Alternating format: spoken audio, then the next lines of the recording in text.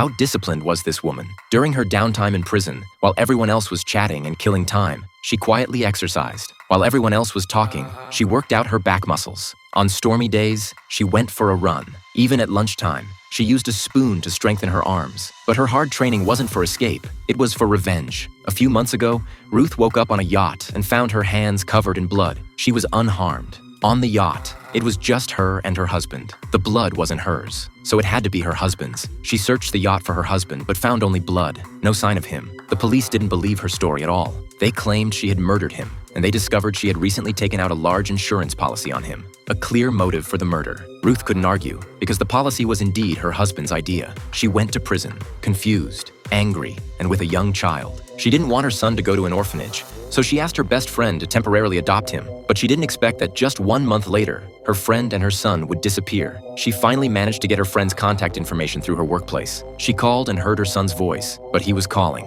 "Dad." Ruth immediately understood everything. It was her husband. He wasn't dead. Her husband and his friend had conspired to steal the insurance money, imprison her, and even take her son away. Ruth was nearly devastated until a former inmate, a lawyer, told her, "The law doesn't allow double jeopardy. You've already been sentenced for murdering your husband. Even if you actually kill him after you get out, no one will charge you." From that moment on, Ruth began exercising fervently, behaving well, and actively participating in labor to get her sentence reduced. She was determined to get out alive and reclaim everything that belonged to her. Meanwhile, her husband and friends had already let down their guard, thinking she would never get out. But they had no idea. Ruth was actually granted parole.